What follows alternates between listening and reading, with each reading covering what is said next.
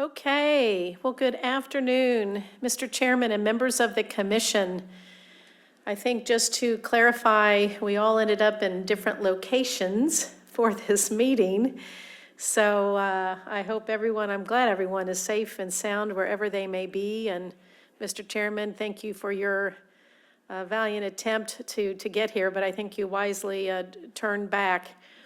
And so appreciate the executive session that we had this morning, and quite honestly just finished. So a lot of good work already happening. As always, I provide an update to the commission on some of the things that have transpired since our last commission meeting. And of course, I've got to start with Recovering America's Wildlife Act and just the debt of gratitude to our own Senator Blunt for his magnificent efforts in trying to get this historic piece of legislation through. And I have to tell you, things continue to look very promising and progress continues to be made. A bill was passed out of the House committee and a markup in the Senate committee is expected in the next several weeks. We still have great hope that we might see this historic legislation come to the floor of the Senate even by Memorial Day. And so we'll just continue to report that progress is being made and could really be a game changer, both here in Missouri and for state fish and wildlife, territorial and tribal fish and wildlife agencies around the country to implement their state wildlife action plans, which reflect species that are already rare or in decline. So species in trouble. And so that funding would be so critical here in Missouri and other places. In the meantime, our staff are continuing to make sure that the Department of Conservation is RAWA ready. And so we have been working, a team has been working tirelessly just to make sure that the priorities have been established, the policies and procedures are in place to accept this additional funding and to make sure that we make quick work of getting the funding to work and implementing our state wildlife action plan. And of course, work would continue, but allowable uses include habitat work on both public and private lands for educational purposes, for resource enforcement purposes as well. So good progress continues. The legislative session, I don't know that I have a lot to report here other than just a debt of gratitude to Jake Buxton and to Aaron Jeffries as always for their work. We have, I think Aaron does a great job of providing that update for you on a weekly basis. We have had our Senate budget hearing, still awaiting the House budget hearing. But as has been reported on a weekly basis to you, there are a lot of rather controversial issues that the General Assembly are taking up this year, and redistricting is among them, which has really kind of created a stalling effect for any legislation passing. And I believe the Senate just saw their first bill perfected in the 7 weeks that they've been in session. So they have a lot to consider. They've got important bills to consider, and we'll continue to keep you updated on those efforts as well. But from my standpoint, perhaps the most exciting thing that happened over in the Capitol this session was that Commissioner Eckelkamp was confirmed by the Senate. In fact, it may have been the most speedy confirmation hearing in our history. And so just delighted to have her officially aboard as a commissioner. Congratulations, Commissioner Eckelkamp. So moving on, and I want to make sure that I'm, ARPA, the American Rescue Plan Act. We've had several of you asking questions about how this may impact the department, and we really are delighted that we have had several projects included in the governor's proposals. 4 MDC projects were included in his recommendation, and they include the Visitor Center at Shepherd of the Hills Hatchery in the amount of $5 million. restoration of a new entrance at the Little River Conservation Area in Dunklin County, and the amount there in about $1 million. Another $2 million for flood mitigation updates to our Georgia White Nursery, the State Forestry Nursery, and about $27 million for the Columbia Bottom levee setback. We were also included in a combined One Health state lab proposal, along with the Departments of Health and Senior Services, the State Public Health Lab, the Department of Agriculture Lab, and the Department of Natural Resources Lab. So talk about, I think, a great proposal for good and collaborative government where we're all coming together in one facility where we can work even more effectively together. All ARPA proposals submitted by the governor are working through the legislative process. Both the House and the Senate have had hearings on these ARPA bills, and hopefully these bills will pass here in the coming weeks. Depending on the passage, the governor could sign the bill during session or sometime after, but all ARPA state and local funds must be obligated by December 31st of 2024 and must be spent by December 31st of 2026. So we were delighted to be included in the governor's ARPA proposal, and very excited with the idea that those proposals might be included in final legislation passed.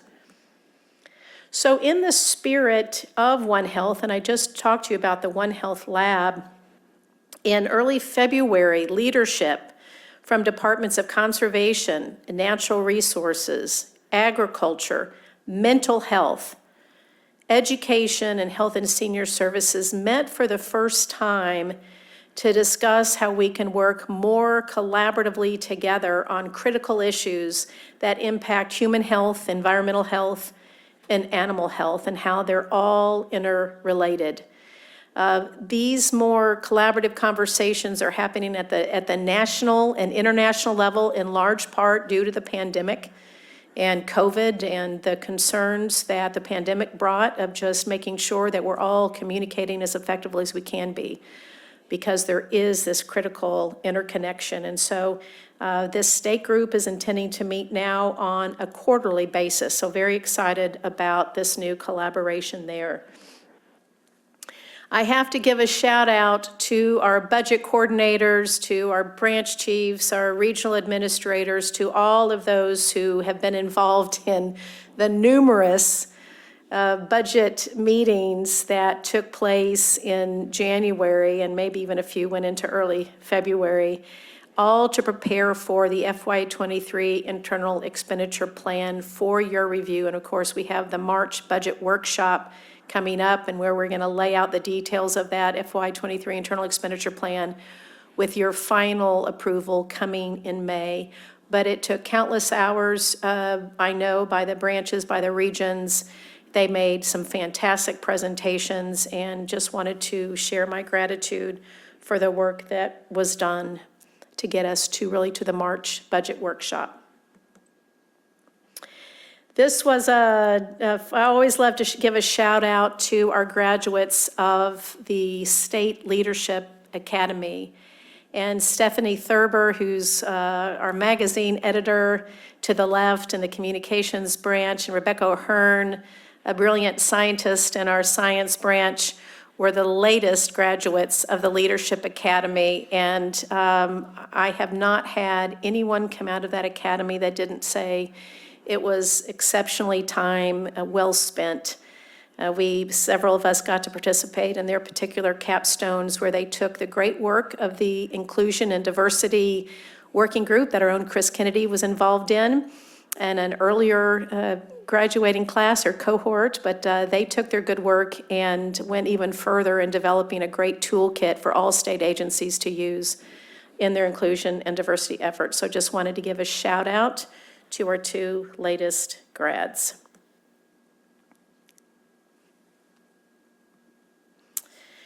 And of course, we completed our 21-22 deer season, and we did have another great deer season, a total of 293,670 white-tailed deer were harvested during this most recent season.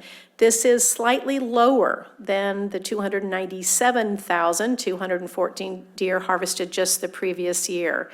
We also did see a slight increase in permit sales from last year. So congratulations to all of our successful deer hunters. And of course, speaking of whitetail, wanted to provide an update with sampling results so far related to chronic wasting disease. To date, we have detected 56 deer that tested positive for chronic wasting disease this season. Staff in the field have now turned their attention to targeted culling efforts in our specific CWD management zones. This effort would simply not be possible without hundreds of dedicated staff working with landowners and putting in very long hours, very late evenings to ensure that winter operations, these culling operations, are successful in minimizing the risk of spread of chronic wasting disease. So thank you to our many staff who are working to keep our deer herd healthy. Of great concern to us, and you'll certainly see it in this map, is the spread of chronic wasting disease in surrounding states. In Arkansas, the disease is spreading north, and new positives have been found across northern Arkansas into southern Missouri. We've also seen new positives occur in Kansas near Vernon County, along our northern border, along the Iowa border. So science staff are working to develop new strategies to help slow the spread of this deadly disease, and we are working with our adjoining states on shared strategies in that regard. As to our feral hog update, we continue to make great progress on eliminating feral hogs from the state. The number of hogs removed this year is down about 3,000 from last year, but trappers scouted almost twice as much ground this year. Another good sign is in January 2020, we removed about 1,046 feral hogs. A year later, January 2021, we removed about 1,926 hogs. Yet this year, we've removed about 999. So we do believe with all of the effort, all the boots on the ground, we are seeing fewer hogs. We're taking fewer hogs, and that's a very good sign. We are having a direct impact as a result of the no hunting regulations, the incident command structure, and that more agencies are making feral hog removal a priority. The 4 University of Missouri Extension specialists have hit the ground running. They've been meeting with landowners, with county commissions, with local Farm Bureau county chapters and community leaders, and the partnership is working to host a media day in the coming weeks. So excited about those efforts, delighted to have our extension specialists on board and already seeing great work done as a result. So the last few weeks has also provided an excellent opportunity for staff to complete aerial elk surveys in Carter and Shannon and Reynolds counties. Staff reported seeing good numbers, and of course they're using all of that data to make a recommendation to the commission in May on the permit quota for the 2022 elk season. So a thank you to staff who have been involved in that important field work. Staff have already started work on scheduled prescribed burns on conservation areas throughout the state. Prescribed burning helps rejuvenate native grasslands and control invasive species and unwanted woody vegetation, and certainly improves brooding habitat for wildlife such as grassland birds and quail and wild turkey. At this time of year, staff start watching the weather daily to find the right conditions to burn. Just this week, clearly before this front came in, staff were able to complete a needed burn at Shoal Creek Education Center in Joplin on the extremely rare chert glades. And we know that our own Deputy Director Aaron Jeffries takes every opportunity he can to help out with prescribed burns in the surrounding areas. Staff continue to host a variety of outdoor and educational programs for our citizenry. We just completed a very successful Eagle Days around the state, and staff are still reporting that for many of our program attendees, this is their first visit to the department and to a department program. We also have quite a bit going on with conferences. In a couple weeks, we'll have several staff participating in the Conservation Federation of Missouri Annual Conference and Committee and Resolution process. The Midwest Association of Fish and Wildlife Agencies is hosting their science-based conference this week. I'll be heading to the annual National Wild Turkey Federation conference tomorrow. Southeastern Conference is coming up in 2 weeks, and then a week after that is the North American Conference on Natural Resources. So it is a very, very busy time of year. Of course, Aaron recently provided a great update to the Missouri Outdoor Writers Association and the Missouri Association of County Commissioners. In 2 weeks, of course, we'll have the first unofficial day of spring with the Trout Park opener, which I hope some of you commissioners will be able to attend. I know we'll certainly be doing our best here to be in attendance.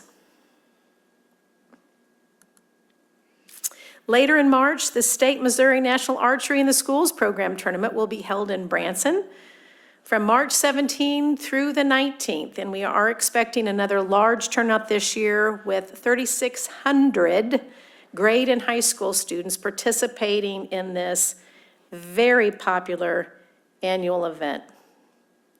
And on the construction front, in late December, we celebrated the opening of the new Taylor's Landing Access in Cooper County.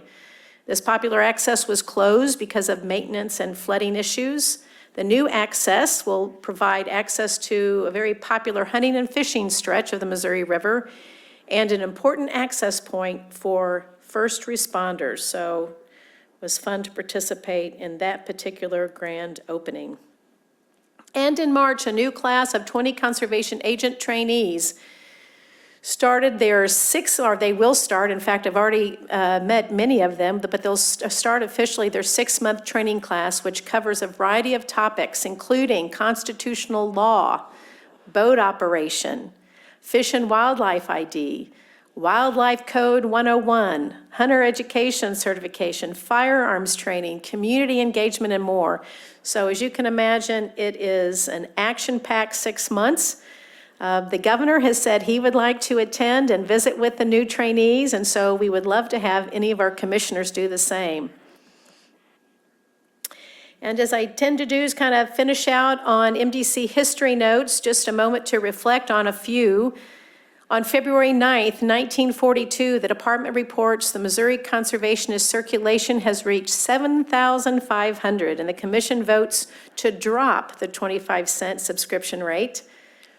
On February 25th, 1982, the commission presented the Master Conservationist Award to Marlin Perkins. I think the commission knows that name, of St. Louis, who is internationally known for wildlife conservation efforts and was best known for hosting a television program, Mutual of Omaha's Wild Kingdom, from 1963 to 1985. And on February of 2012, staff completed the 2nd year of elk trapping in eastern Kentucky. The elk were eventually moved to Peck Ranch and held in a holding pen until they acclimated to the area.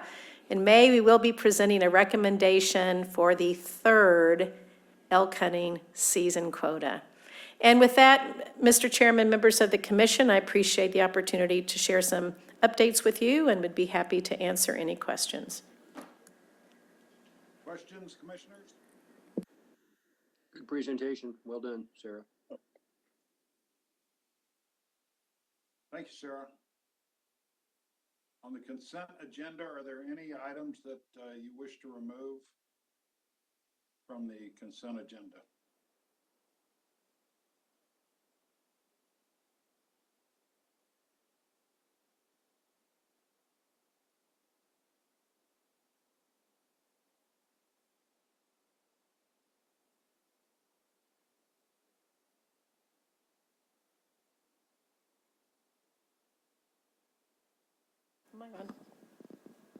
Trying to find my place here. Mr. Chairman, I think you do need a vote on the consent agenda, please. Okay. Do I hear a motion to approve? So moved. the Agenda. Second. All those in favor say aye. Aye. We're on page 329, it looks like. Okay, thank you.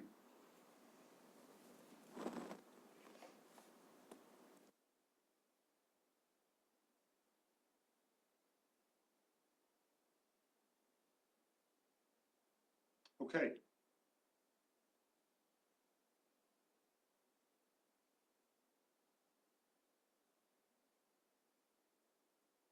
I didn't hear you.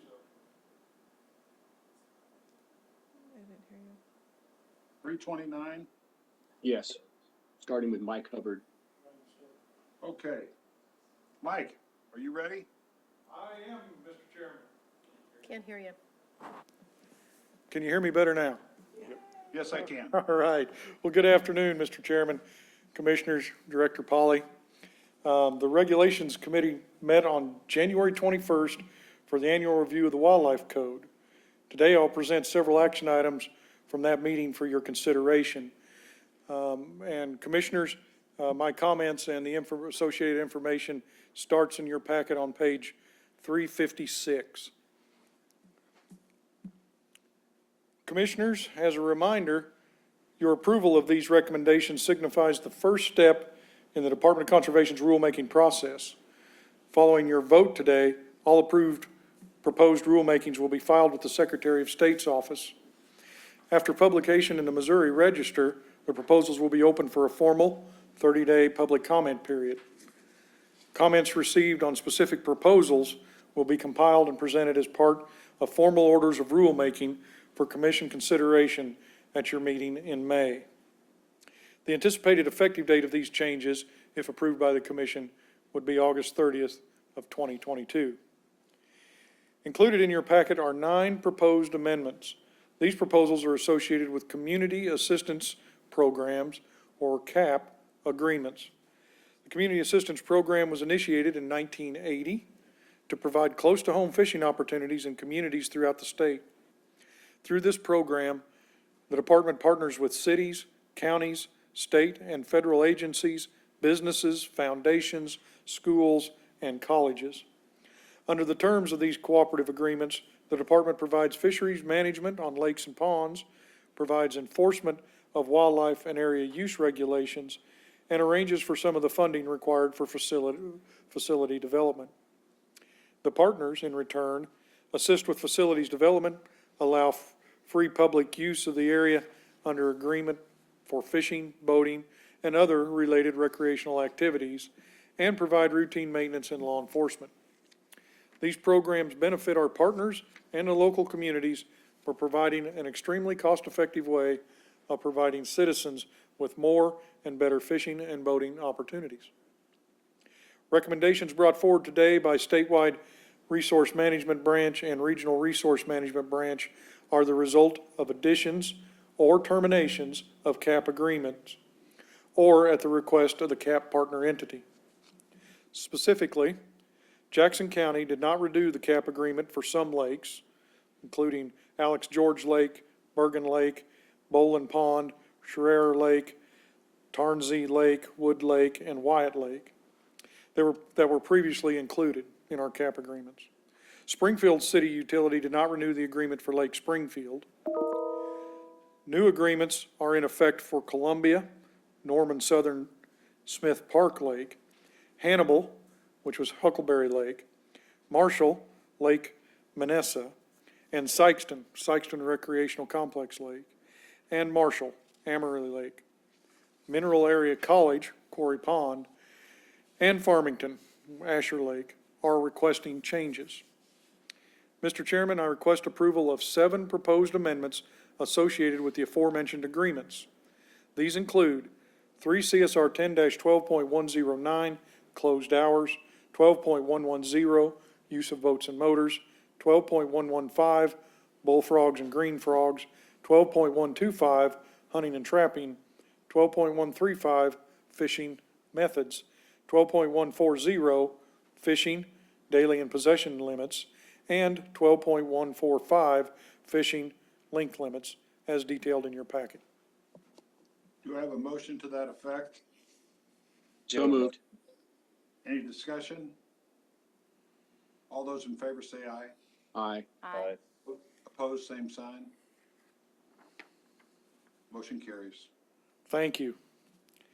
The final two proposals both relate to management of our crappie harvest at Mazingo Lake in Maryville, also under a CAP agreement. As a reminder, Fisheries Management Biologist Tori Mason presented to you on this topic at your December meeting. The proposals are based on population assessments and results of a questionnaire and public comment opportunities, and would change the daily limit for crappie on Mazingo Lake from 15 fish to the statewide limit of 30, and prohibit inclusion of more than 15 crappie greater than 9 inches in length. The same regulations are in place at Smithville and Wapapello Lakes, resulting in a more favorable crappie size structure by preventing the overharvest of fish over 9 inches while allowing the necessary harvest of fish less than 9 inches. Mr. Chairman, I request approval of 12.140 fishing daily and possession limits and 12.145 fishing length limits as described. Do you have a motion to that effect? You have a motion? Second. Discussion? All those in favor say aye. Aye. Aye. Motion carries. Thank you. Commissioners, at our January meeting, the Regulations Committee also discussed the results of recent conclusion of the Big River Catfish Study. This study was prompted by concerns from the public regarding the sustainability of trophy catfish populations on the Missouri and Mississippi rivers. After researching these fisheries, along with soliciting additional public comment, a thorough evaluation was conducted, resulting in a recommendation for no change to the current regulations. Here to provide additional details of the study and a summary of the public input is scientist Joe McMullen. Joe has been working on Missouri and Mississippi River conservation issues for nearly 2 decades, including pallid sturgeon recovery, habitat restoration projects, and fish community research. Currently, he is serving as the Big River specialist, studying catfish and paddlefish fisheries, working on invasive carp control efforts, and managing Missouri's commercial fishing program. With that, I'll turn it over to Joe.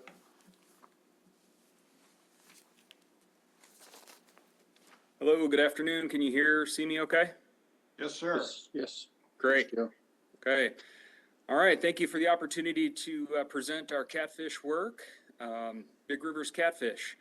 So for the purposes of our conversation here today, Big Rivers will refer to the Mississippi and Missouri rivers, and our discussion on catfish will focus on blue catfish and flathead catfish. Next slide, please. So first, a quick look at these fisheries and some of the associated management objectives. On the Mississippi River, we have both a sport and a commercial fishery.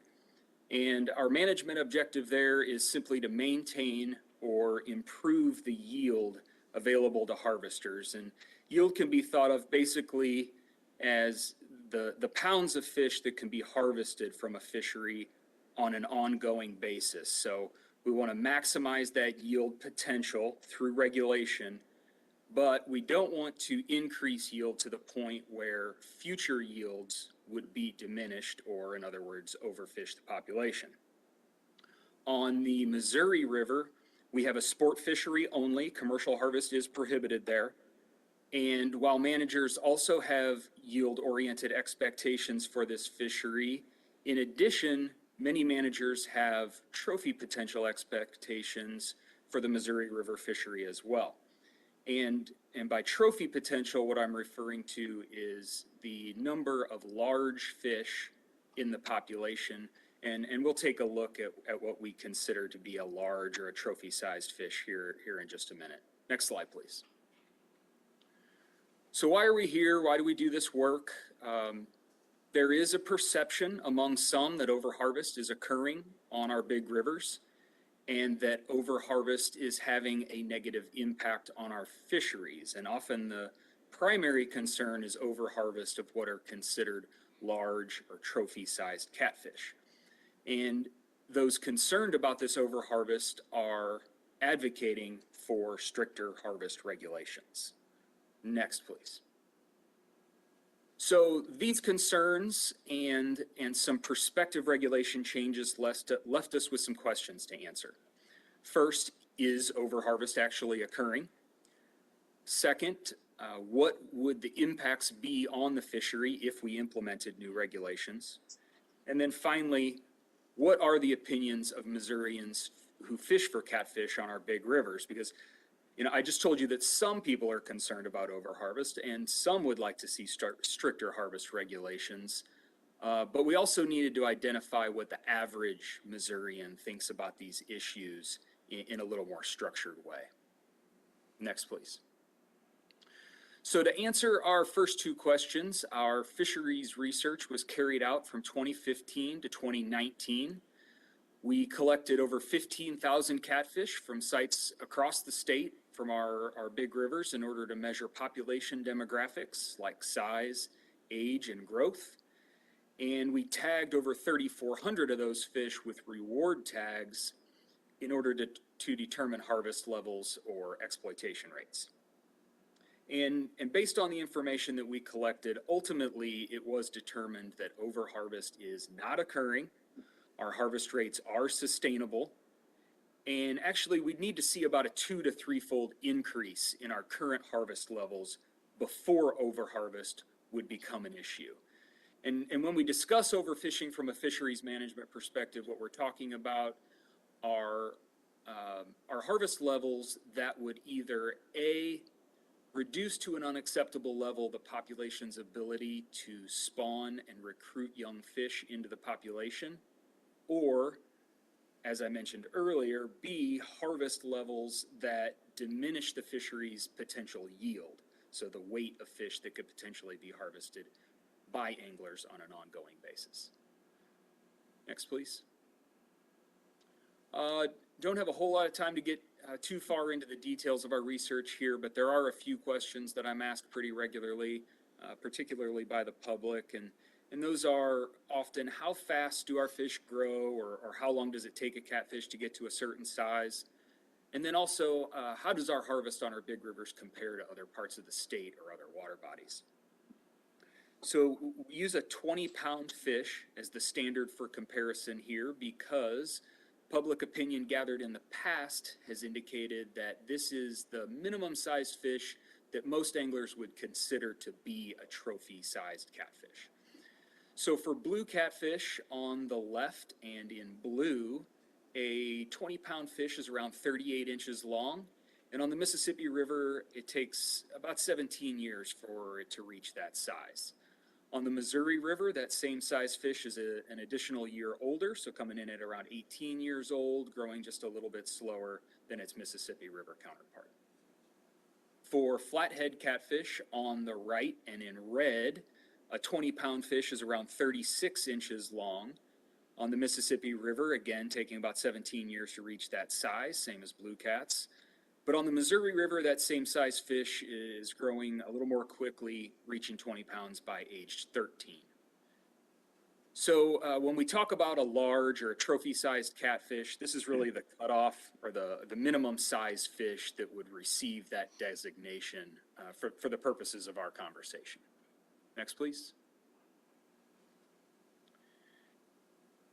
These graphs show how our study's exploitation estimates compare to other studies and different water bodies. And our estimates, again, in blue for blue catfish on the left and in red for flathead catfish on the right, were comparable and in many cases much lower than in other parts of the state or were compared to similar studies. So at this point in the process, we had determined that overfishing is not a concern. So we really have no biological justification for changing our harvest regulations. However, we did go on to identify some opportunities to manage the fishery differently. Next, please. So the next thing we looked at was how changes to our harvest regulations would impact the fishery.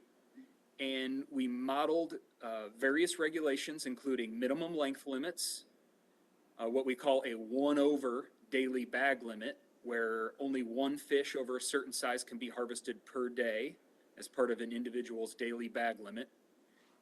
and slot limits, where fish within a size range are protected from harvest, similar to the rules that we have in place now at Truman Lake and at Lake of the Ozarks. And remember that our management objectives for these fisheries include maintaining or improving the yield available to harvesters. So with our minimum length limits, we found that there is the potential to improve both yield and trophy opportunity to varying degrees, depending on the length chosen and depending on the fishery in question. However, with our 1-over limits and slot limit regulations, we found that while there is some potential to improve trophy fishing, there would also be a corresponding decrease to the yields, which would be in opposition to our management objectives. Next, please. So here's an example of how we evaluated these regulations. These two graphs depict the predicted outcomes of implementing various harvest regulations, and in this example, for blue catfish on the Mississippi River. And we did this for both species on both rivers, but again, this is just to serve as an example of what we did. So the graph on the left shows how yield would change, and the one on the right shows how the number of large fish in the population would change as a result of implementing various regulation changes. On the horizontal axes are those regulations from left to right: an 18, a 21, and a 24-inch minimum length limit, MLL, and then a 1 fish over 30 inches and a 1 fish over 35 inches per day, which again is what I'm calling a 1-over limit. On the vertical axis is the percent change compared to a 15-inch minimum length limit, which will serve as the basis of comparison. And the reason that we chose that as the basis of comparison is because we currently have a 15-inch minimum length limit for our commercial fishery on the Mississippi River. And we also determined that that 15 inches is thought of as somewhat of a default or a self-imposed length limit for our sport fisheries on those rivers based on our tag return data. The slot limits that I mentioned are not included here because, in our opinion, they did not perform as well as other regulations presented here. In this example, the 18-inch minimum length limit, so the blue bars to the left of each graph, was the only simulation that predicted both improved yield and improved trophy potential. Once we proceed to a longer 21 or 24-inch minimum length limit, the green and the red bars, we see greater improvements in trophy potential, but with corresponding decreases in yield. And the 1 over 30 inches regulation, the light gray bar, did not improve trophy potential as much as the 24-inch minimum length limit and decreased yield more. So in this example, if we were not willing to sacrifice yield, the only option available to us here would be the 18-inch minimum length limit. If we were willing to sacrifice yield, then the 24-inch minimum length limit would maximize our trophy potential. Next slide, please. So we had this information about our fisheries. We have predictions about how changes to our harvest regulations would impact the fishery, but what was still missing was, what do Missourians think about all this? So to gather public input, last summer we sent out an electronic questionnaire to everyone with a fishing permit and an email address on file to identify Big Rivers catfish anglers and determine their opinions, motives, and whether or not they supported regulation changes. And then we also offered a public comment period. We received over 7,600 responses from individuals that indicated that they fished for catfish on the Mississippi and or Missouri rivers, and we received just over 400 public comments. Next, please. Some takeaways from that public opinion. We found that our respondents felt that catching catfish to eat was more important than catching trophy-sized catfish. about 42% of our respondents indicated that catching catfish to eat was the most important motivating factor when fishing for catfish on our big rivers, as opposed to only about 16% of our respondents who indicated that catching trophy-sized catfish was the most important motivating factor. Secondly, we found that the majority of our respondents preferred to catch and keep smaller catfish.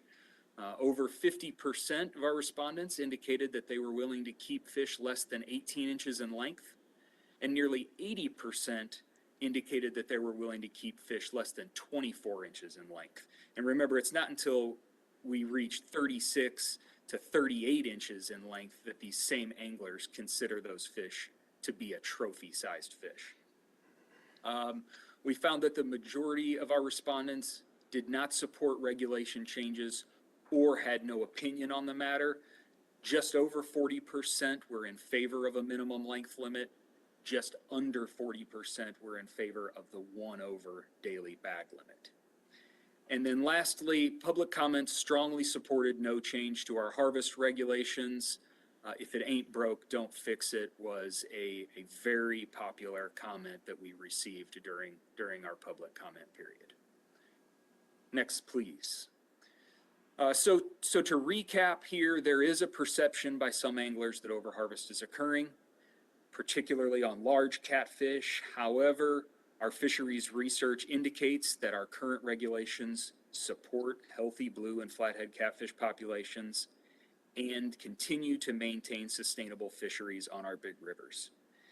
Therefore, it was our team's opinion that broad public support would be needed to justify a regulation change that would limit the utilization of this resource. Public input indicates that catching catfish to eat is more important than catching trophy-sized catfish, and many anglers prefer to keep smaller catfish. And while there is interest in catching trophy-sized catfish and implementing more restrictive harvest regulations, that sentiment is not overwhelming, and public comments largely supported no change to our rules. I should also mention that the majority of respondents to the questionnaire indicated that they were satisfied with MDC's management of these fisheries and with fisheries throughout the state in general. Therefore, a river-wide regulation change is not recommended at this time. So that would mean sticking with our current regulations of 5 blue catfish and 5 flathead catfish daily bag limits with no length limits and no season for our sport fisheries on both rivers. Next slide, please. So our last step here will be at that link at the bottom there. Will provide information to the public, our final reports and summaries of this information that I've provided. So our last step will just be getting this information out to the public with a final recommendation. And with that, I'd be happy to take any questions, comments, or concerns. Okay. No questions? All right. Just a quick question. Joe, Yes, sir. good presentation. Since, of course, we border with Nebraska on the Missouri side and border with Illinois on the Mississippi side, do they do any kind of studies of this nature that you're aware of? So I know that Nebraska, Iowa, South Dakota, there is some interest there in implementing what are considered some trophy regulations on the upper Missouri River. My understanding, though, is that they are not based on scientific research so much as they are based on public sentiment and social pressure to do so. There are some other states, I believe the state of Tennessee and maybe the state of Illinois on the Ohio River, which have implemented some trophy regulations there. And the state of Illinois actually has scientific research indicating just the opposite, that those trophy regulations are actually not improving the trophy potential of those fisheries. And those regulations largely revolve around those one over regulations that I mentioned, where only one fish over, only one large trophy sized fish can be harvested per day from those rivers. Thank you, Joe. Yes, sir.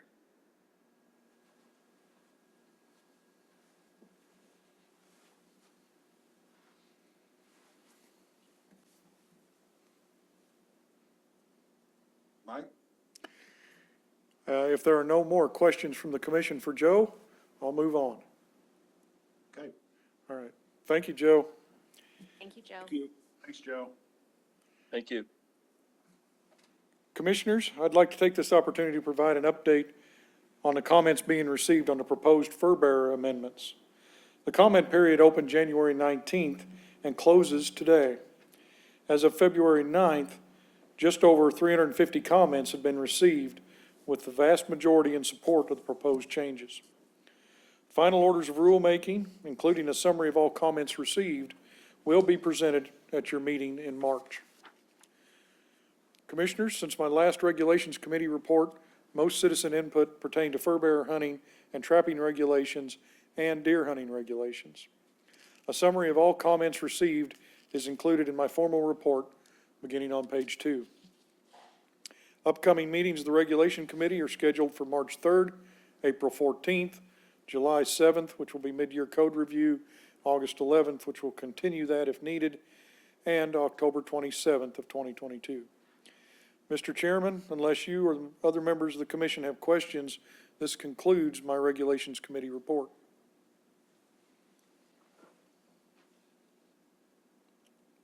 Okay, any questions? Thank you, Mike. Thank you, Commissioners. Commissioners, at this time, I'd like to introduce Recreational Use Specialist Leif Swythguth, who will be presenting on expanding recreational use opportunities on conservation areas. Leif is a recreational use specialist for the St. Louis region. He is a graduate of Missouri State University with a bachelor's in sociology and a minor in history.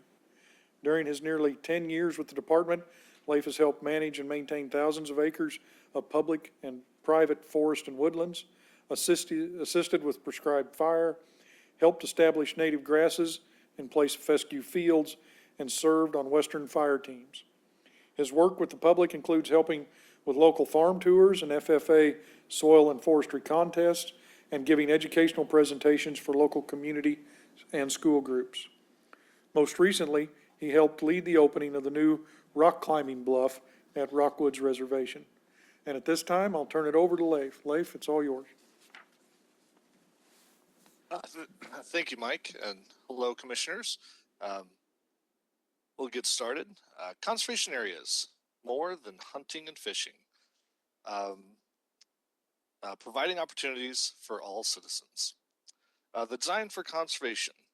With the passage of the Design for Conservation sales tax in 1976, we saw the addition of nature centers, fishing lakes, conservation areas, river accesses, trails, and wetlands. Next slide. MDC's current strategic plan, Designed for the Future, places an emphasis on expanding opportunities for our outdoor recreational activities on conservation areas. Missourians have a place to go and enjoy nature. Next slide, please. As you can see on this map, every conservation area in the state is represented in the orange dots. An overwhelming majority of Missouri constituents live within 20 miles of a conservation area.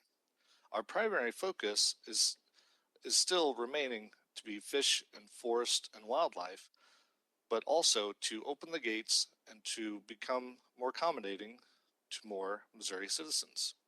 Next slide. With the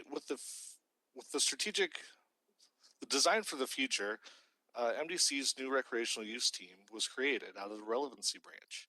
Myself out of St. Louis, Bridget Jackson out of Ozark and Southeast, Emily Porter out of Northwest and Kansas City, Philip Stearns out of Southwest, and AJ Campbell out of Central and Northeast, with Amy Beekler being our statewide program coordinator. Next slide, please. And I'm sure you're asking, what is it we actually do? We encourage people to get into the outdoors. We provide and promote a balance of variety of uses for conservation areas, making our areas as welcome as possible, balance different recreational use and resource management, expand outdoor recreational activities, and reaching new audiences and showcasing the recreational opportunities. One way we're trying to capture whether new people are coming to our areas is through, next slide please, our vehicle counters. This was a fairly new thing for all of us as this new team was created, was to try and capture how many people are actually coming onto our areas. Some of our most busy areas, such as James A. Reed in Kansas City, August A. Bush here in St. Louis, and Eagle Bluffs in Central, received some of these counters. And we're able to go out and figure out how many cars have actually gone over those tubes in the picture there in front of you. Next slide, please.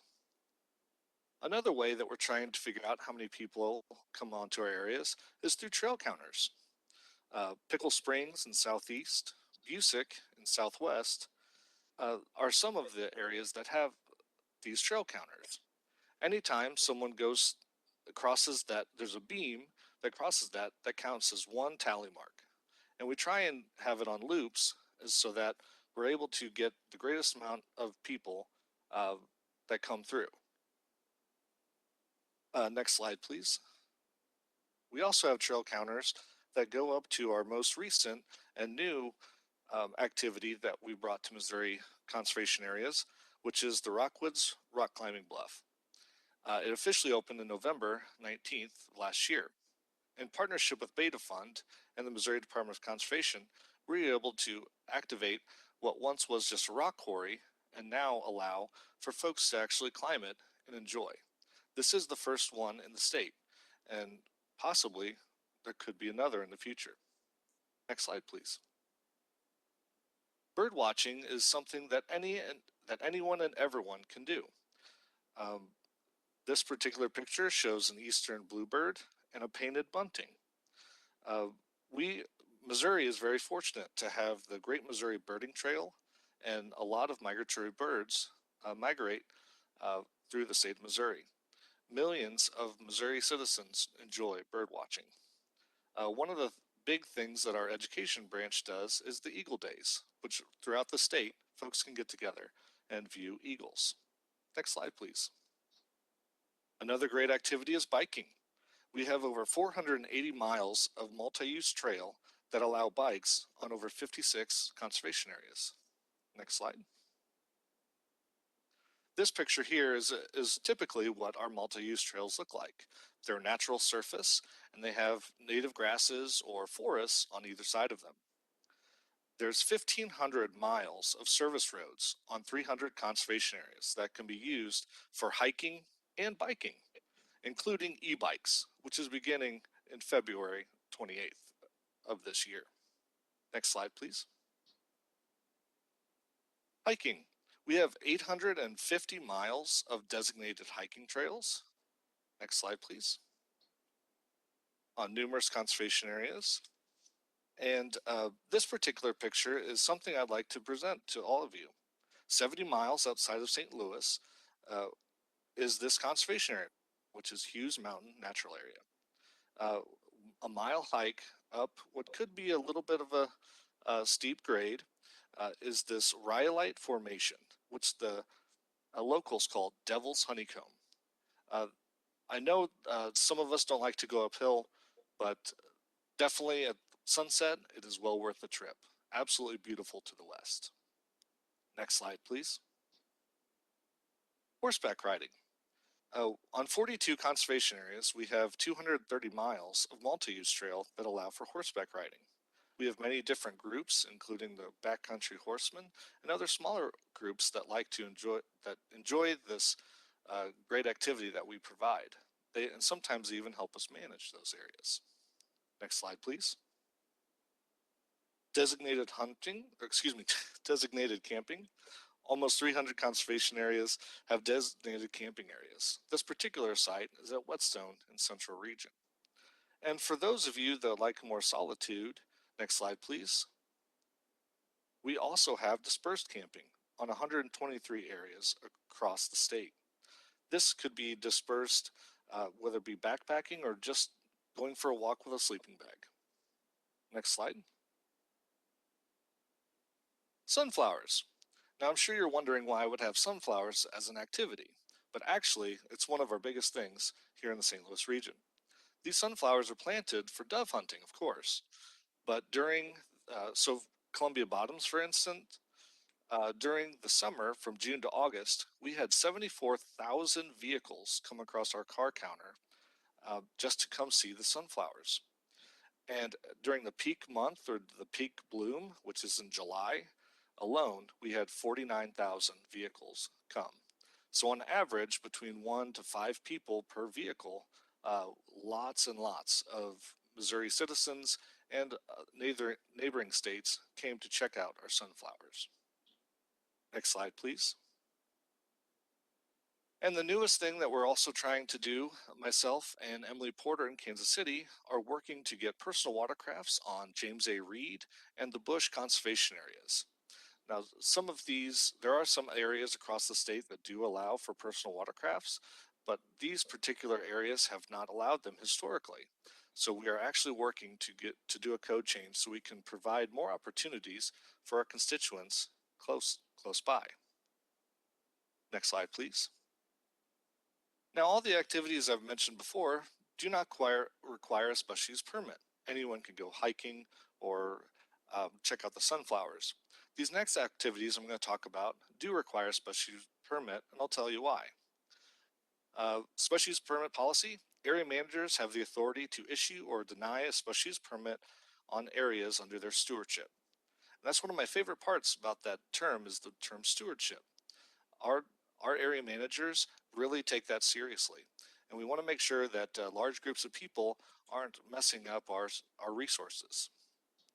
Next slide, please. So one of the special use permits might go for the MR 340, which is a race that extends the length of Missouri. Next slide, please. Each one of the highlighted bubbles is a conservation area. And as you can see, it starts at Call Point, which is in Kansas City, and goes all the way to St. Charles, which is in the St. Louis region. Numerous thousands of people come to participate in this activity, but there's also the support staff that might follow their particular canoer from start to finish, providing food or their shelter. So a lot of people coming and going on conservation areas, which we basically are allowing these groups to come on with the special use permit. Next slide, please. And as you can see, there's always a big turnout. Over 1,000 people participated this last year. There's lots of different categories, and it seems to be a great adventure. Next slide, please. Foot races. We allow foot races on our conservation areas, whether they're just a local high school cross-country team or maybe a group or an organization that would like to get out and enjoy our areas. The picture in the middle is a typical trail that we have where it's natural surface. And then the picture of the people that can run much faster than me are actually showing that we do have gravel and paved areas that they can use. Next slide. Field trials. This past spring, we had a nationwide field trial here at Auguste Bush. There were over 700 dogs and handlers. It went off really, really well. Everyone enjoyed it, and they've already talked about trying to do another one in the future. Lots of people came and enjoyed. It was a great way for people to bring money into the community with hotel stays and food, but it was just a really great thing. And hats off to Reinert and Julie RRA to get that all done. Next slide, please. Group camping. Now, anyone can camp by themselves, but if we get a group of 10 Airstreamers that want to get together and they're doing it for almost a decade, that will require a special use permit. This is particular group is called the Bennett Boondock, and they get together at Rudolph Bennett Conservation Area, and they've been doing it for almost 10 years. Next slide. We also like to help with Boy Scouts and Girl Scouts to do overnights on our camping areas, and then they can also do hiking and other nature. The biggest thing is getting people into the outdoors. Next slide. Geocaching. Now you don't have to have a permit to do geocaching, but if you'd like to place a new geocache, that does require a special use permit. I really like this picture because most of the time, if I have to put my hand in a dark hole that I don't know what's in there, I'm definitely not that happy. So, next slide. Night photography and astronomy. Almost all of our areas either have a gate or have a sign that says it's closed from dawn till dusk or it closes at a certain time. So if you want to do an activity that requires perfect dark, you'll have to get a special use permit. This particular picture was taken at night during the current. It's on the Current River Star Trail in Southeast region. Our very own Dan Zarlinga took this picture. Next slide. And this picture also came from Dan Zarlinga. It's the Summer Milky Way in Danville Conservation Area. This particular picture was also taken at night, and he would have had to get a special use permit to be there after dark. Next slide, please. Drone use. For some, they think that drones are a fairly new thing, but actually they've been around for a long time. Anyone that wants to run a drone on our properties is required to get a special use permit, and most of the time it's for recreational purposes. People just like to have a space to get away and check things out. So next slide. And weddings. A lot of people might not think that weddings happen on our conservation areas, but they actually happen quite often.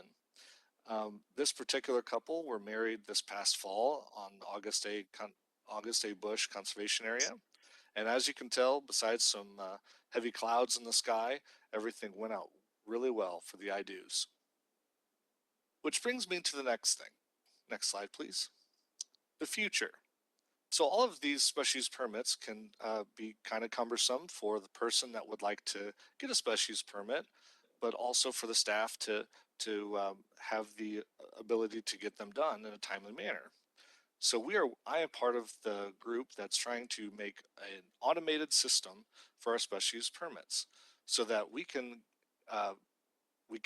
better serve our constituents of Missouri. Next slide.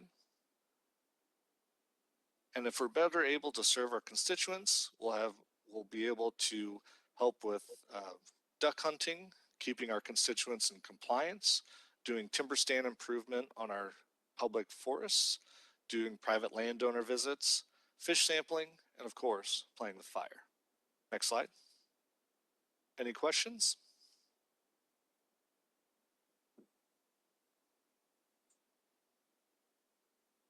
Barry, Mark? Oh. Got a couple questions. Okay. Your slide on Rockwood's Climbing Bluff, Mm-hmm. which I believe you said opened back in the fall of last year. Does that require a special use permit? No, it does not. It is very limited.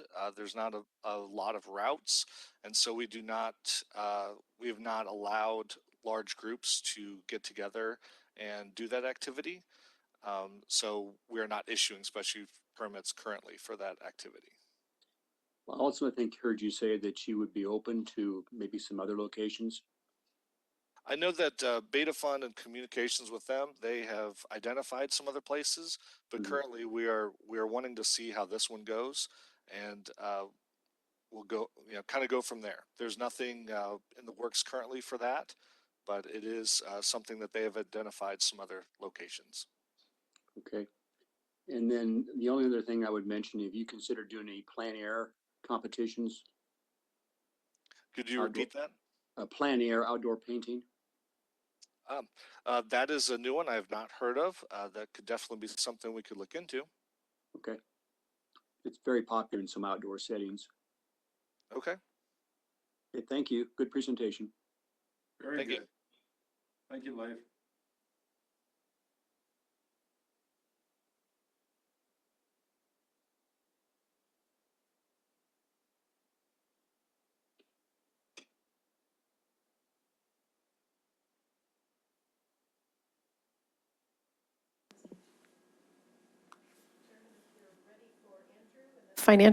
The financial report? Andrew?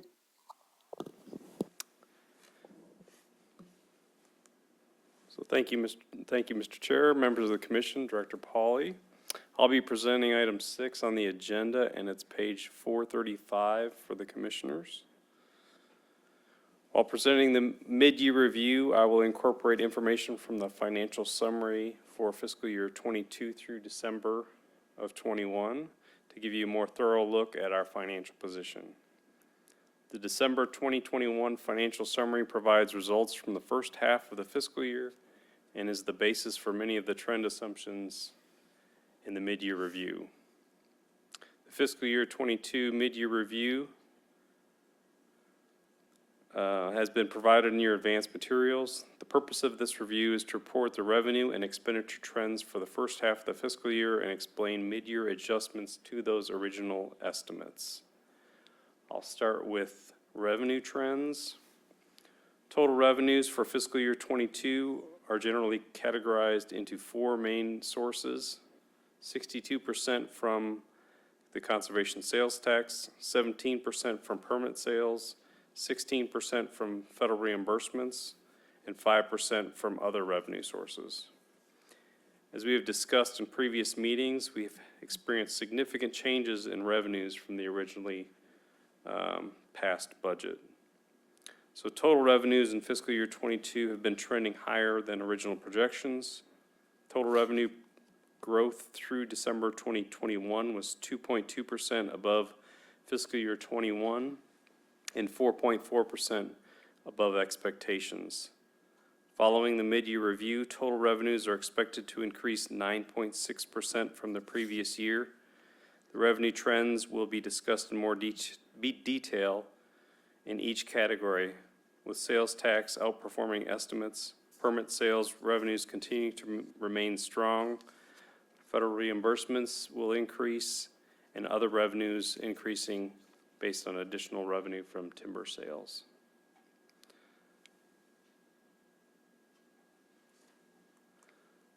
So the first category is conservation sales tax. For the first half of FY22, conservation sales tax revenues were 5.1% above the first half of fiscal year 21 and 5.9% above original expectations. The original budget for FY22 assumed a 7.5% increase in sales tax revenue.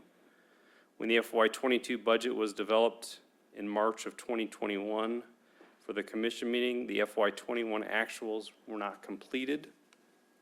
As we experienced much higher growth from March of 21 to the end of the fiscal year, the net increase, as you can see on the screen, equated to a 2.3% decline from the actual FY21 revenues. The FY22 mid-year review for sales tax revenue adjusts the revenue growth to 11.7% compared to actual fiscal year 21. Please note the graph shows a sharp decline in revenues for December of 21. This was based on a software adjustment that the Department of Revenue put in place that impacted our distribution for that month. Following this adjustment, sales tax revenues have rebounded and have been corrected as of January 2022, yielding a year-to-date sales tax revenues through January 22 of 13.8%. Next revenue category is permit sales. For the first half of fiscal year 22, permit sales were 0.7% above fiscal year 21 and 9.5% above expectations. The original growth budgeted for fiscal year 22 is 4%, When actual permit revenues were received in '21, the change equated to a 3.6% decline. After the mid-year review, permit sales have been adjusted to a 1.1% decline from actual 2021, fiscal year '21. The next revenue category is federal reimbursements. Federal funds represent the reimbursement Missouri earns from federal grants for conservation projects and activities.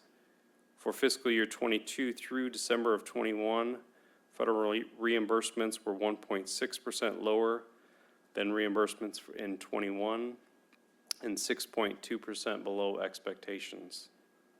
Timing of reimbursements accounts for most of the difference in the claims compared to prior years. The mid-year adjustment for federal reimbursements increases our revenue estimate to 11.3%, or from 11.3% to 18.4% growth from fiscal year '21. The increase in estimated revenues is primarily due to increased federal allotments and a payment expected in fiscal year '21 that was received in the first month of fiscal year '22. In addition, you'll note the graph illustrates a lag in federal reimbursements for the first half of '21.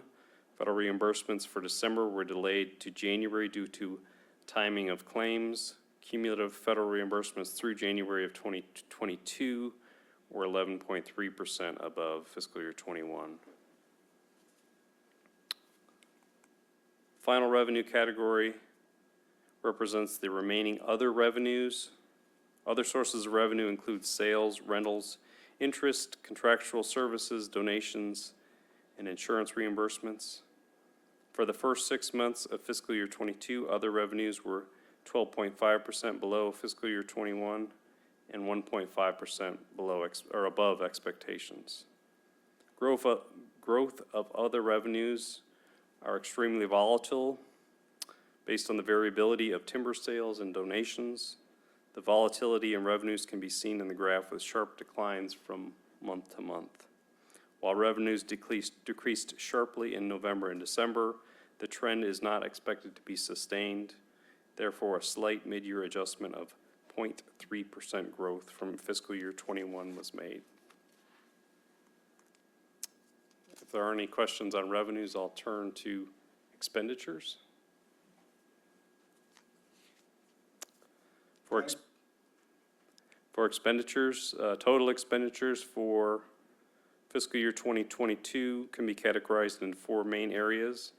49% budgeted from personal services, 35% from expense and equipment, 14% from construction, and 2% from land conservation and partnerships.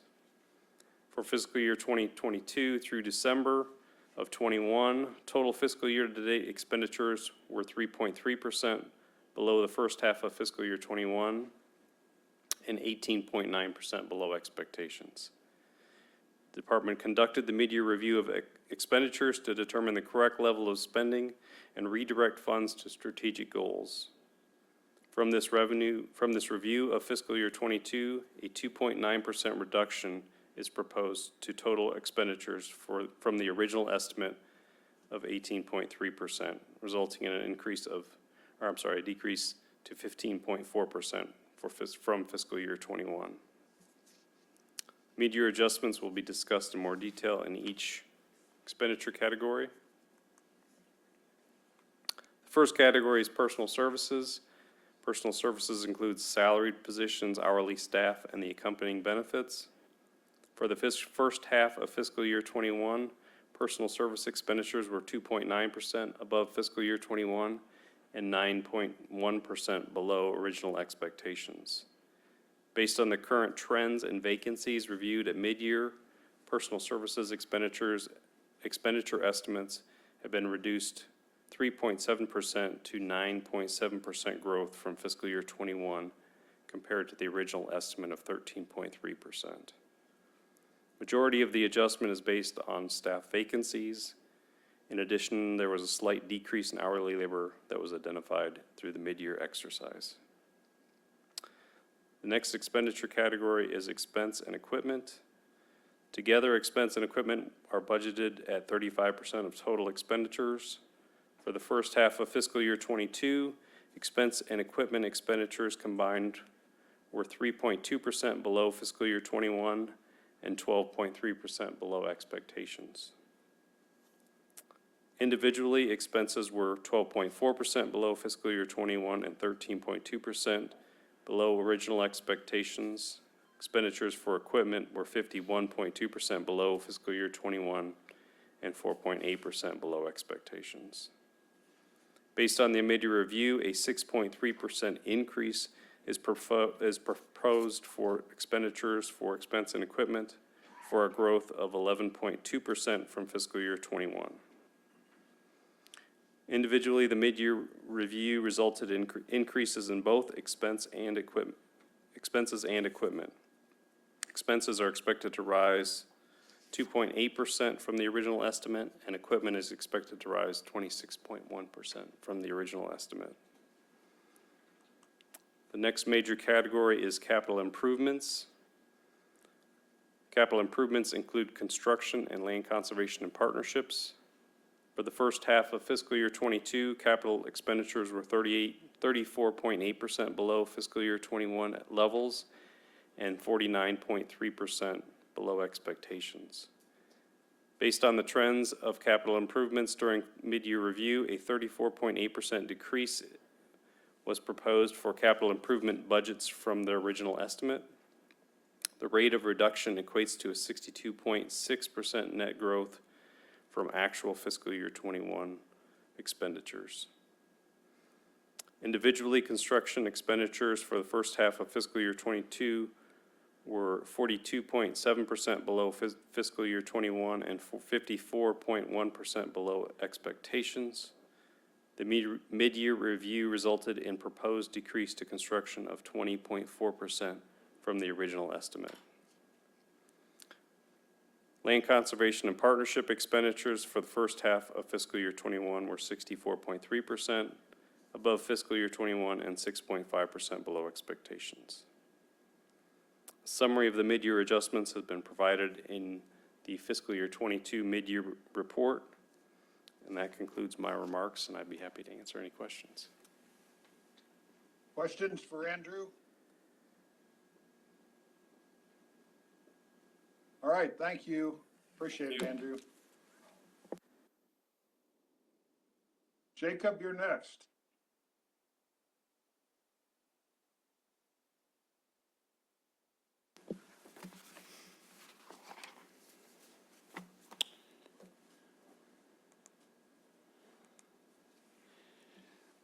Good afternoon, Mr. Chairman, Commissioners, Director Pauly. I have the next two agenda items. Agenda item number 7 starts on page 465 of your advanced materials.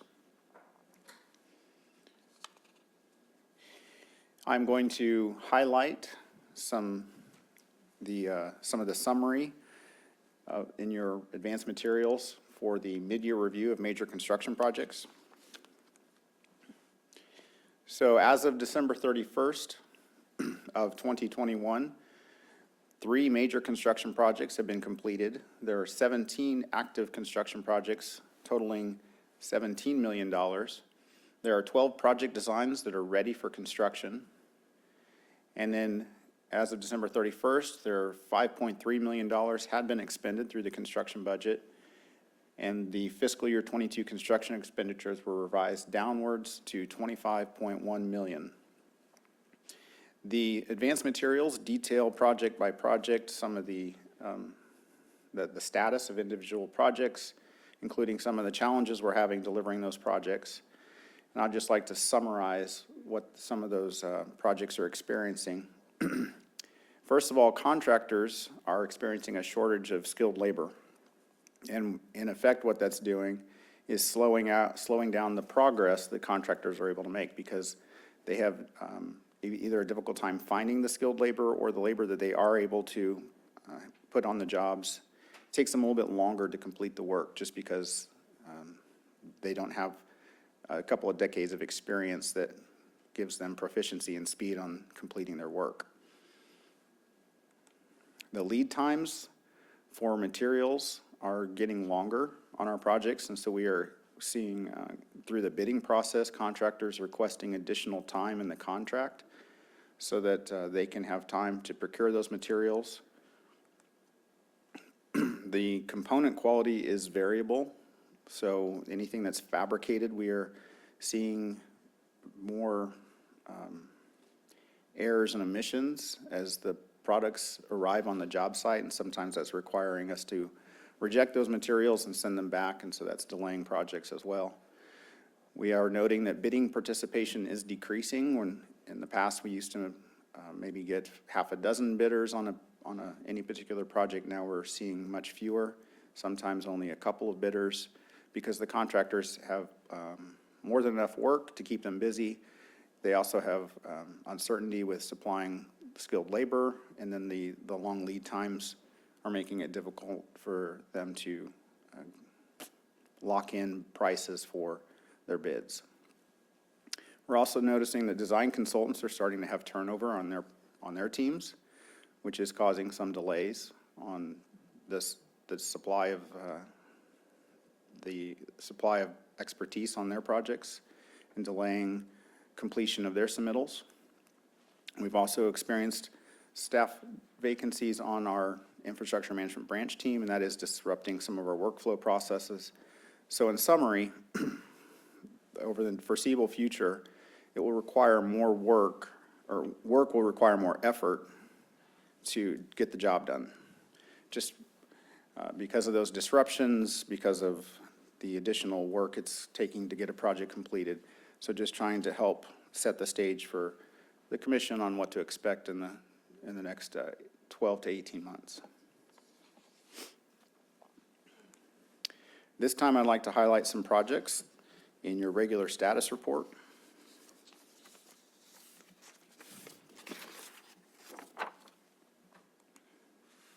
On the first page of your report in the advanced materials, on line 3, at the Central Regional Office, the stone veneer replacement project.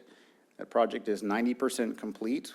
The contractor really is waiting for the weather to get warmer so that they can meet the product requirements to apply caulking and paint.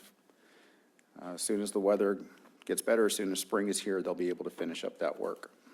On line 9, at Whetstone Creek Conservation Area, the Big Lake Spillway Structure Replacement Project, that design is complete, and it has been submitted to the Dam Safety Program for their review.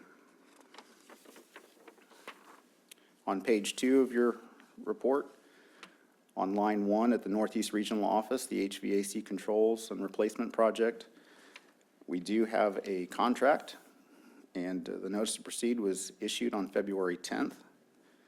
So the contractor is working through the submittal process. Again, that's one of those projects where the long lead times will delay the completion of that project, but the contractor is committed to completing the work. On line 6, at the Lebanon Forestry Office, those parking lot improvements project, the bids were opened on January 6th, and we are working on getting that contract signed. On line 7 at Four Rivers Conservation Area, the overflow outlets, that design is complete, and that project is in the queue for bidding. On line 7, I'm sorry, I spoke to line 7. On line 13 at the St. Louis Urban Office, that renovation project, the bid opening occurred on February 3rd, and we are in the process of signing that contract.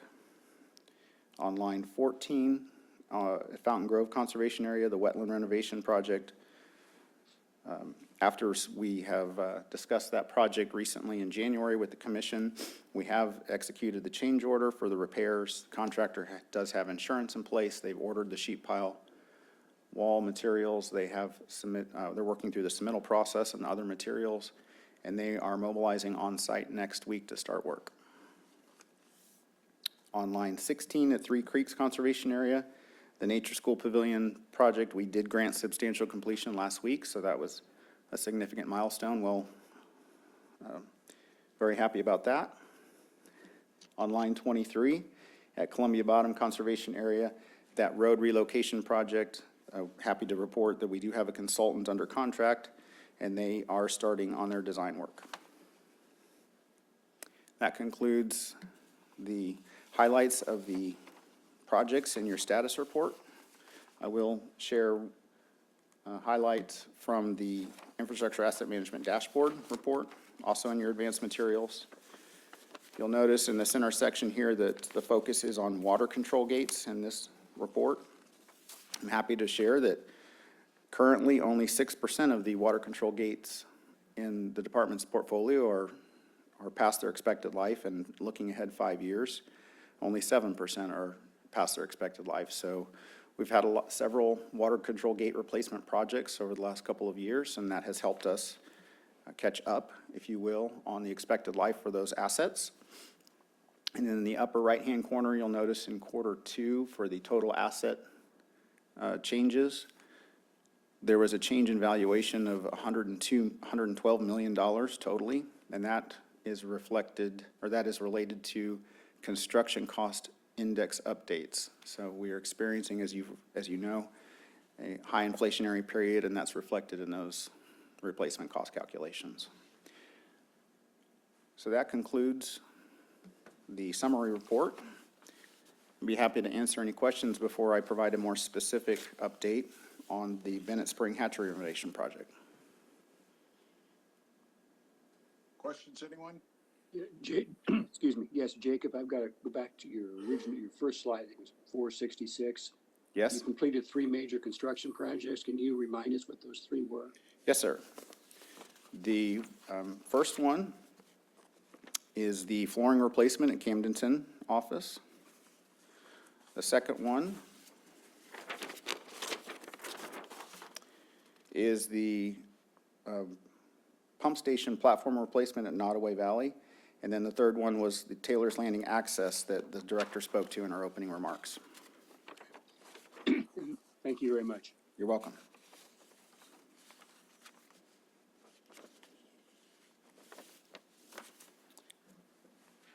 Any other questions before I go to Bennett Spring?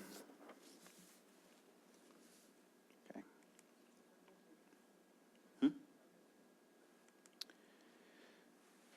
So I'll remind the commission that the Bennett Spring Hatchery renovation project has 3 phases. We are currently in the first phase, which is the data collection, analysis, and design phase. The second phase, data collection and analysis phase. The second phase is design, the third phase is construction. So as part of the first phase with the data collection and analysis, there's a basis of design report. We received the 50% submittal in January.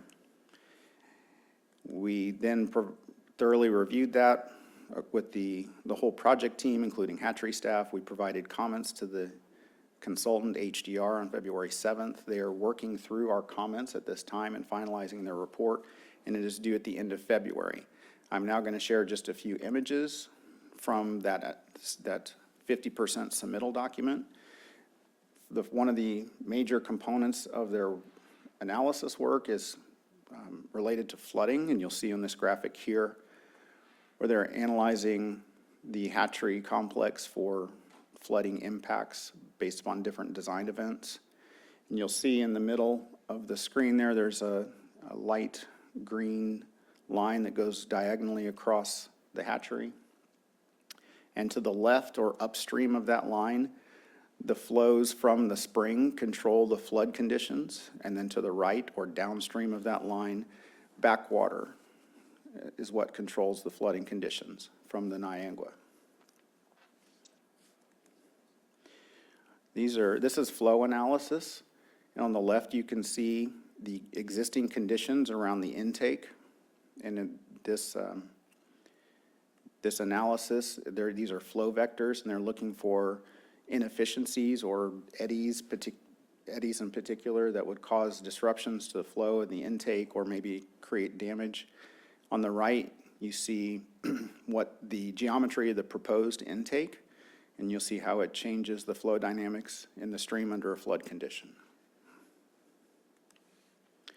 They're also, as part of this first phase, they're doing pipe inspections. You can see some images on the right that depict the current conditions of the concrete pipe and the arched corrugated metal pipe that supply water to various parts of the hatchery.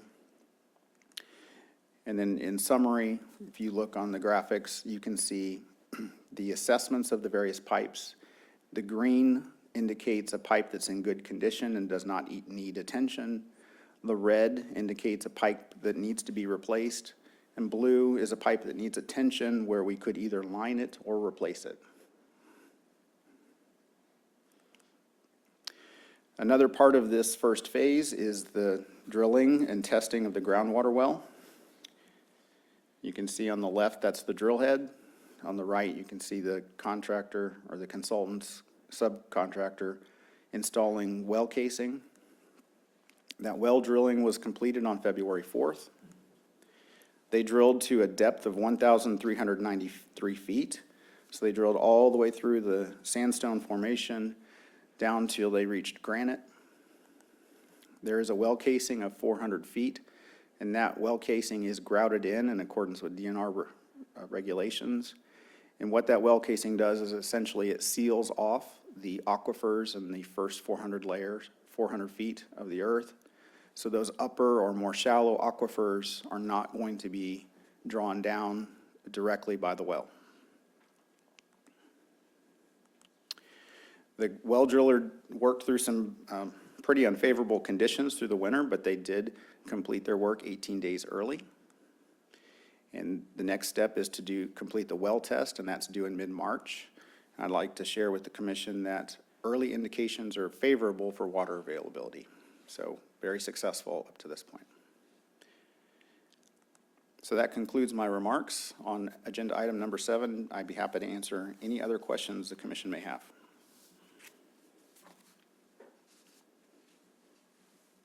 I just had a couple of questions for you, Jacob. And hopefully I understood that correctly, but as we're looking at the flow analysis and that sort of thing, in the big picture, how's this going to impact our fish production there? Are we going to be able to increase it significantly, or is it going to be about the same, or what are you seeing on that? My understanding at this point is the focus is on reducing mortalities related to poor water quality events associated with flooding. So that's the first priority of the analysis. There may be an incidental increase in production, but again, that's incidental. The primary purpose of all the work is to stabilize the production and protect what production capacity we do have there for when we have bad water events. Okay, so in the scheme of things, we're not really going to be producing any more fish at Bennett than we have in the past. Is that correct? That's Is that the correct. anticipation? Yeah, we may not be producing more, we just may not lose as many, which means they may not have to bring as many fish in from other hatcheries. Okay.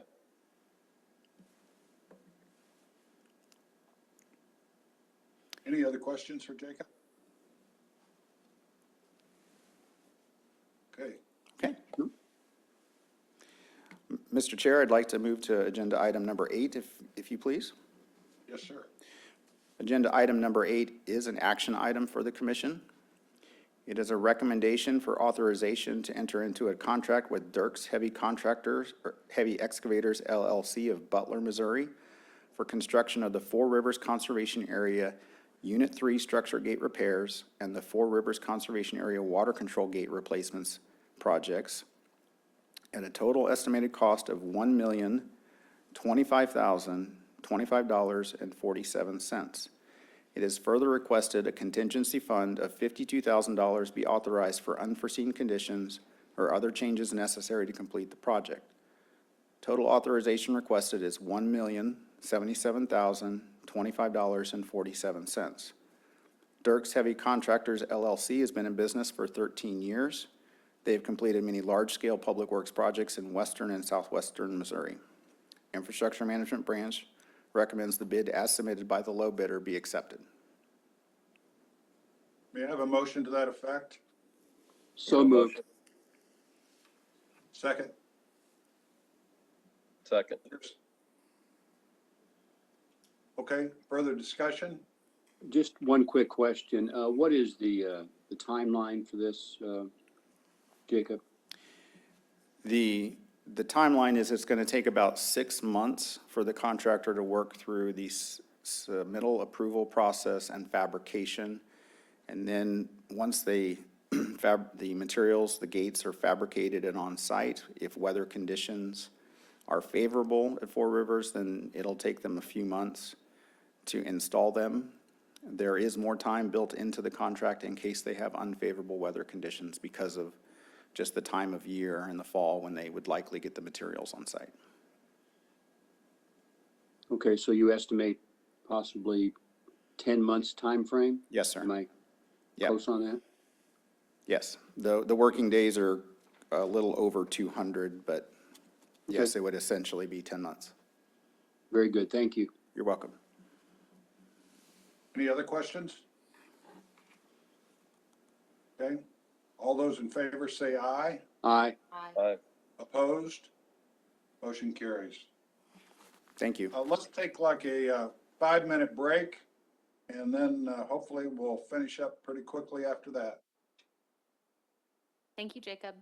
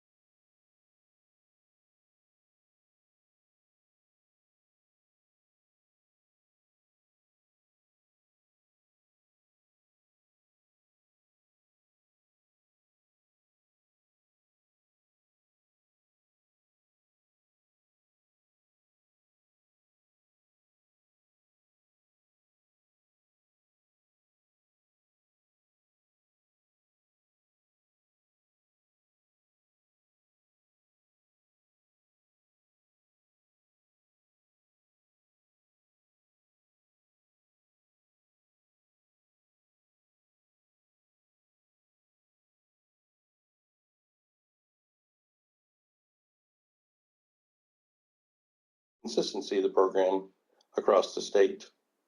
The new application itself has several functions, including allowing wildlife breeders and big game hunting preserves to enter their breeder records, to make movement requests, and submit and see CWD lab test results, among other functions. Now, this first screenshot you see here shows basically some breeder information, along with some movement tracking, or kind of from a freight perspective, shipping and receiving, if you will, of individual animals. Next slide, please.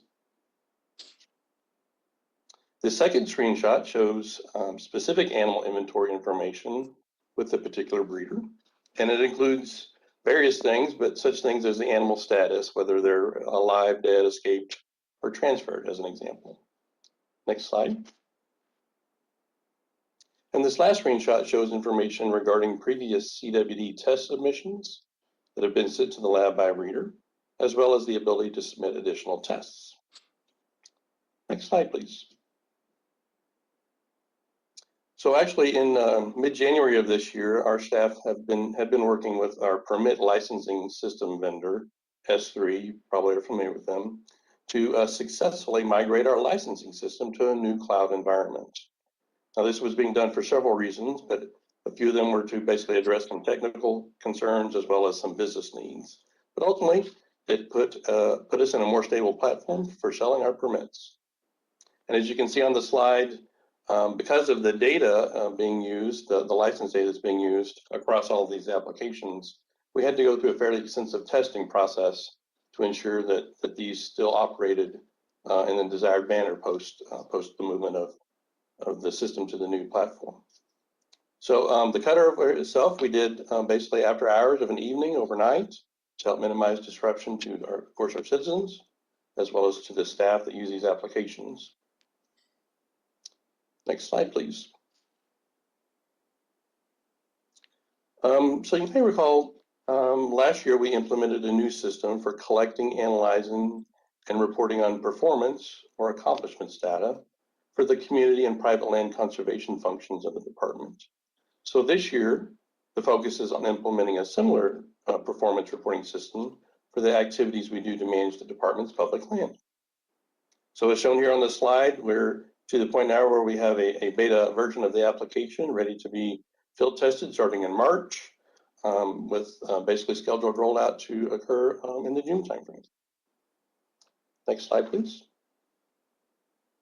So just a couple of quick screenshots of that beta application. The one there, excuse me, on the left allows the user to identify the operational reason for the field activity, such as a habitat management or a public use management type of activity.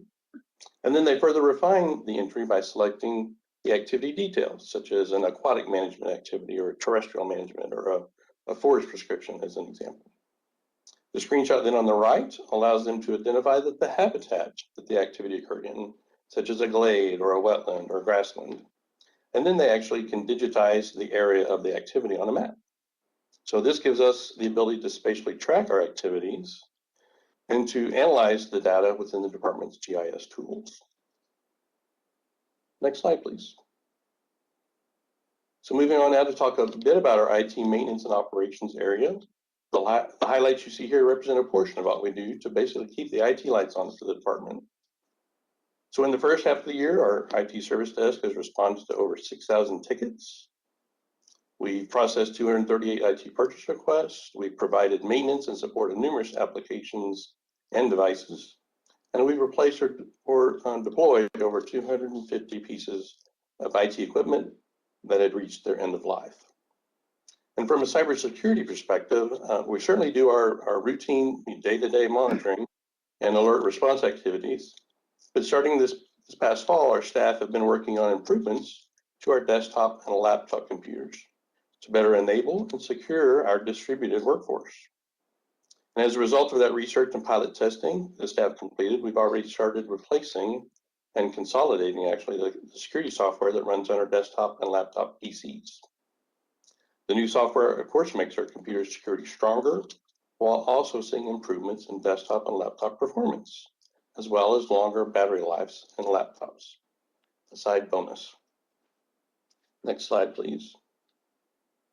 So for my last item to share today, I'd like to just share a little bit about some of the work IT does for a couple of the department's key priorities, namely CWD, and just a little bit about feral hogs. So during the first half of FY22, we prepared and deployed over 500 iPhones around 71 sampling stations for the mandatory sampling weekend. We also implemented the required sign-up pages within the Sign Up Genius tool so staff could sign up, serve at a particular sampling station. And we also replaced over 100 cellular cameras that had passed their end of life to help us prepare for the CW winter ops or culling activities. And we also added 200 cellular cameras for feral hog operations work. As you can imagine, related to those cellular cameras, they are a huge time saver for our staff and certainly help also with the day-to-day planning activities. Next slide, please. Also in support of CWD, you may recall that we worked with Science Branch to build and deploy the mobile CWD sample data collection app for the fall of 2020, actually. Now, during that season, of course, you recall it was kind of the height of the pandemic, so the commission made the decision not to require or make it mandatory for CWD sampling. So it was still a pretty easy year for the app. We actually were able to collect 3,200 plus records in 2020. Fast forward to last fall, 2021, we collected nearly 24,000 records through the app. Next slide, please. So after each sampling season, as you probably know, the CWD team completes a lessons learned activity. So we can, of course, continue to improve how we're doing those activities. And what you see on the screen here is two quotes that we pulled from the feedback from that survey. The first one reads, the CWD mobile app is great. It's intuitive and the barcode recognition and response in the app is, and I'll add a little influence here, amazing. We really hope we get to use the app from now on when recording. And the second one reads, the CWD mobile data collection app worked great and it's a huge improvement from the paper data sheets. So we certainly know that the application has helped to increase the efficiency of our sampling stations.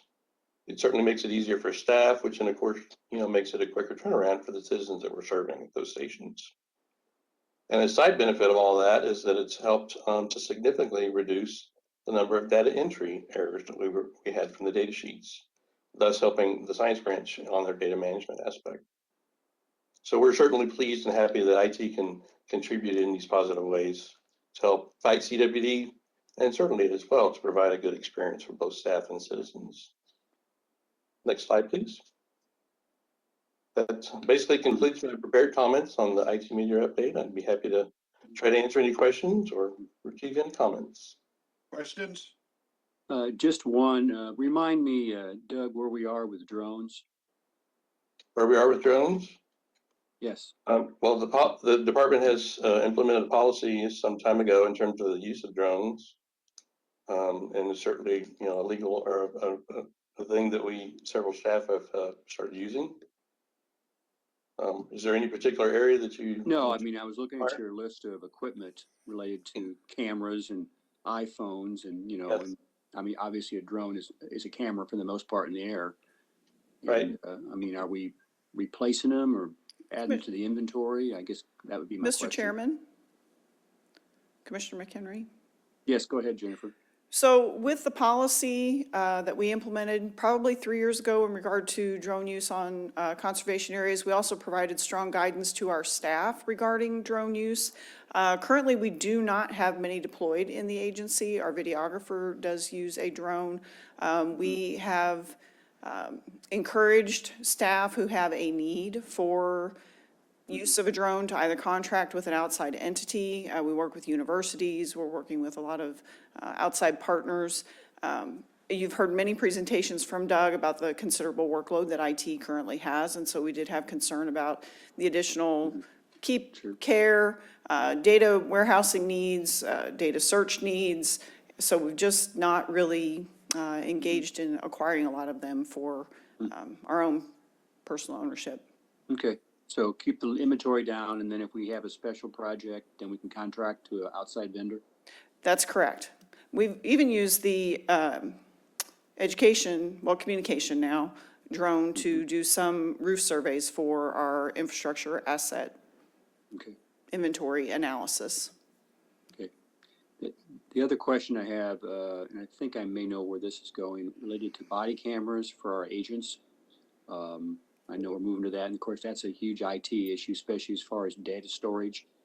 And is that being then managed by the Department of Public Safety? Is that No, kind of how sir. we're looking at that? No, sir. Protection and IT have gone through a fairly rigorous assessment of the vendors that could make those, that equipment and those services available to us. Much like the approach we're taking to drones, we will expect the vendor to maintain all the data and help us catalog and research, bring us that data. We're not going to store any of that here. Okay, so outside vendor stores it, okay. That's correct. Okay, thank you. You're welcome. Sorry, Doug. No worries. Any other questions? Great job, Doug. Appreciate it. Thank you. All right, Jennifer, are you ready? Oh, you're up there, right? Yes, sir, I am. All right, well, the stage is yours. Okay, thanks. So for the commission's consideration, I have agenda item number 10, which is a recommendation to exchange approximately 1.6 acres of our old Taylor's Landing access on the Missouri River near Rocheport for 1.16 acres adjacent to Roberts Bluff access on the Lamine River. And that is an action item for your consideration. Okay, do I have a motion to that effect? So moved. Second? Second. Okay, any further discussion or any discussion?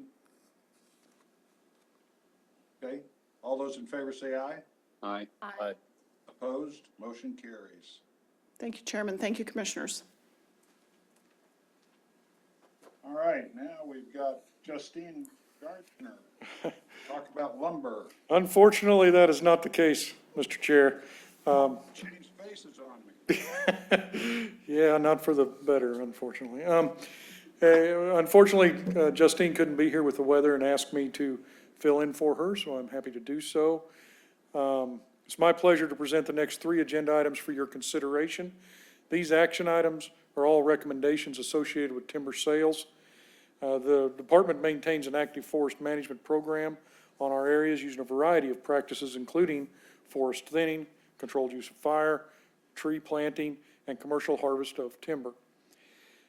These applications result in healthy and diverse forest and woodland natural communities that provide multiple benefits to both wildlife and Missouri citizens. Forest management helps the department achieve its mission by enhancing terrestrial wildlife habitat, protecting water resources that support aquatic species and recreation, and by sustaining healthy, vigorously growing forests that contribute to local economies, including forest products and tourism. All of these actions contribute to the agency's success in achieving strategic outcome 1.1, Missouri has healthy land, water, and forests.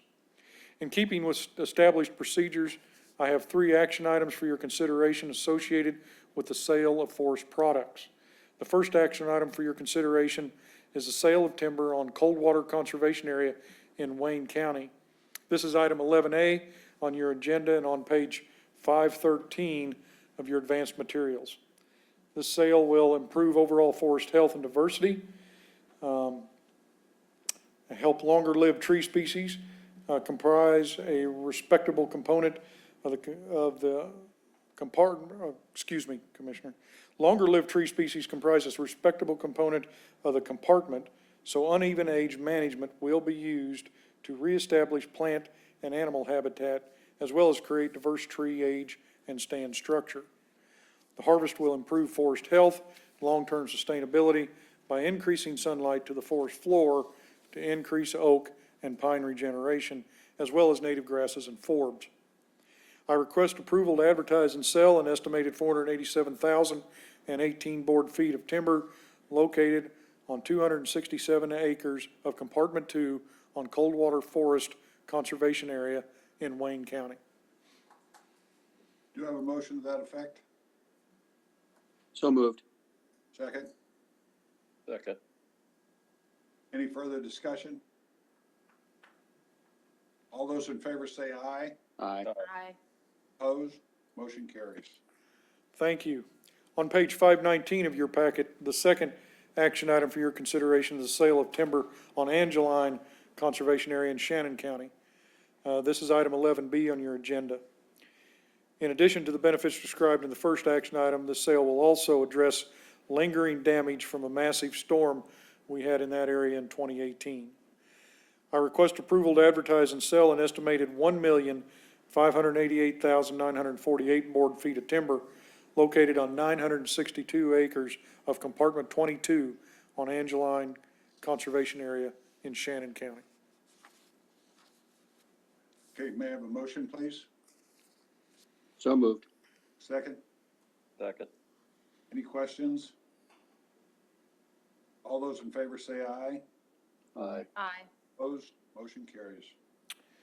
Thank you, Commissioners.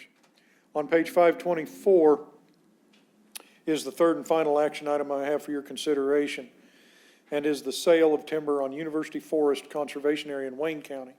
This is item 11C on your agenda. Benefits previously described apply to this sale as well. I request approval to advertise and sell an estimated 492,019 board feet of timber located on 179 acres of Compartment 1 on University Forest Conservation Area in Wayne County. May I have a motion, please? So moved. Second? Second. All those in favor say aye. Aye. Aye. Same sign, motion carries. If that is it, Commissioners, thank you for your support. Thank you very much. Thanks, Mike. Thanks, Mike. And last but not least, Aaron Jeffries. Good afternoon, Commissioners. All these great presentations, and of course, we have to close with my presentation at the end. So we're about 7 weeks into the legislative session, 12 weeks to go. Yes, I have started counting already, do each and every week. Each session takes on its own personality, and this one has been absolutely no different with the turmoil in the Senate related to redistricting, conservatives versus extreme right conservatives. You throw in the U.S. Senate race and a variety of other challenges. There's just not much activity getting done in the Missouri Senate right now, but the House has been busy. We've had budget hearings ongoing since the start of session. Realized that we have 4 different budget bills that we're tracking, or types of budgets that we're tracking this year: our operating budget, the governor's supplemental, the capital improvement budget, and the ARPA budget bill as well. We will have our House budget hearing next Tuesday afternoon, so there will be a team of us heading over to the Capitol for that. In your packet is a summary of legislation we are tracking. Again, many of these bills have not moved or had much action because of the ongoing battles in the Senate. Spring break is just a few weeks away, and currently Jake is working to organize 2 legislative field trips. One will be for the opening day of spring break, or opening day of trout season. We hope to have several legislators go to that. And then in early March, he is going to have a field trip down into the Ozarks to look at timber management, feral hogs, and elk restoration efforts. And he already has several legislators attending that field trip. So unless there's any questions, Commissioners, that's the end of my remarks. All right, Aaron, thank you very much, sir. Any Thank you. questions for him? All right. Well, with that, I guess I'm going to say we're going to adjourn. Thanks, everybody, for all your help. It's a long meeting. You did a great job, and look forward to the next one. Thank you, Commission. Be safe. Sarah, Thanks, you all. have any Be final safe. words? Nope, that's it. You've adjourned us. Thanks. Be safe. Okay.